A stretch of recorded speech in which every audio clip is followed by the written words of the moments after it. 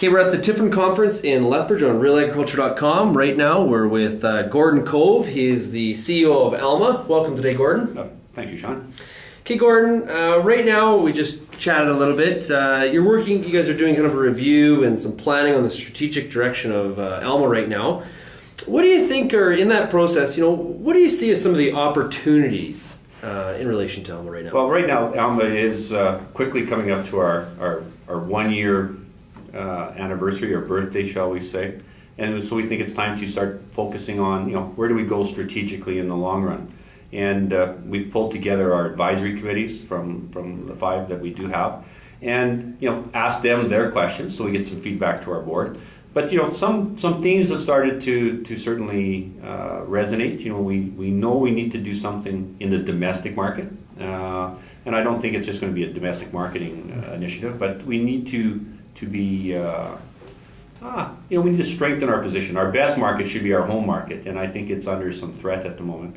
So we're going to look at something there. You're going to see something soon, I think, on a strategic investment into genomics. Genomics is a long-term process that we think we need to be at the forefront on. So those are 2. But though the entire market access file is one that is of such priority, we believe that beneficial access into some of these markets is a way to maybe approach them as opposed to an all or nothing approach.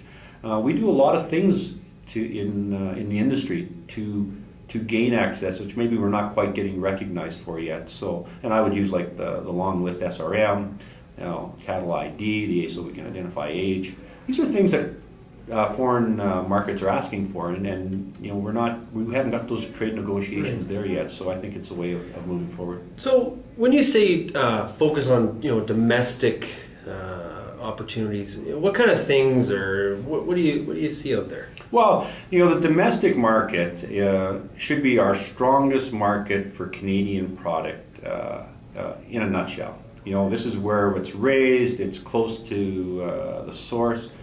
But if you start seeing in some of the local supermarkets and restaurants as well, a lot of foreign product is making its way in. I'm not saying it's poor, but I think we are in competition with them. And the amount of pork and beef that is coming north-south now, that has changed considerably, so we have more imports coming in. The Canadian dollar has put us at a definite disadvantage now, and so with our herds going down, somebody's going to fill the gap. And I think it's important that we get out there and educate and highlight our products and get them front and center with the consumers. And I think our consumers need to know that this product is being raised right here in Canada and is available to them. So a person in your role, or people in are also doing those kind of conversations and making those efforts, what's the reply back to you when you talk to those people that are bringing in product and instead of using domestic product? What's the reply back, or what's the reasons given? Well, there's lots of reasons. A lot of times it's supply. We cannot get a good, secure supply in this country, particularly if you're talking value-added further processors. They would tell you that trying to buy beef trim, for example, is very difficult. The suppliers have other options, and so we need to figure out how to do that. But there's pork coming into this country for the value-added side. There's some fresh pork counters that are all American, the lack of a better term. But we just see that as an opportunity for our industry to get in there, compete, because we compete with everybody in the world. And just make sure that we can deal with the local industry and take advantage of it. Yeah. So you mentioned genomics. Where's the opportunity in genomics? Well, genomics provides a way of possibly differentiating, getting better efficiency out of animals, being able to produce attributes that have value into into the marketplace. So it's a tool. It's a tool to be better and give us that competitive advantage in the long term. So it's one that really does enhance our competitive long term. So are you talking about like at the ranch level improving the stocks, or are we, will we ever see cloning, or when we talk about genomics, like genomics is a big field, Yeah. but there's a couple schools of thought there. I mean, I think there's the idea of on the feeding side, can we make animals more productive and efficient through genomics? And I think you can. And you keep breeding, and it's a way of breeding bigger, better, faster production.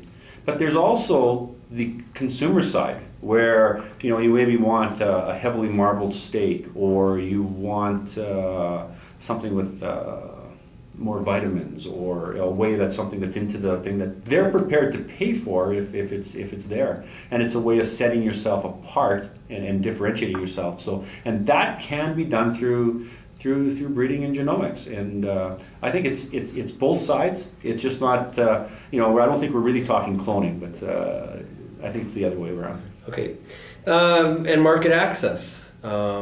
We've that's since 2003 that's been on that's the main discussion.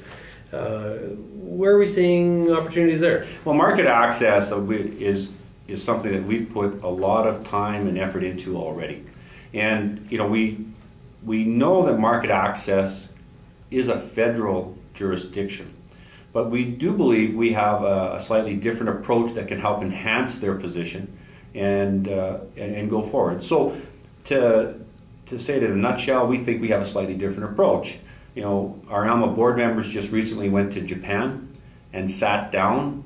We brought the CCA along and sat down and with the Japanese Meat Trading Association, and had good discussions saying, what is it that is holding us back, and how do we go forward? And we think if we can come up with an approach where the Japanese marketplace, in this particular case the processors and importers, can push up a message to the Japanese government, and we can come up with a similar approach on the Canadian side, by both going up with the same message, we think we have a much better chance of gaining access between the two governments. So what is holding us back?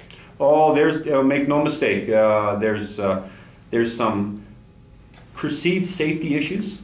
BSE is certainly still front and center. The age of the animals, the Japanese have a different standard on age that is generally accepted through the OIE, and it holds us back. It's not very easy to do that. Consumers over there are nervous, and I think we need to recognize that and make sure that we can have things in place, and I talk again about, the age of the animal and ensuring that the SRM materials are removed. It starts to build the story that helps us to be more credible, so age verification would be a perfect example.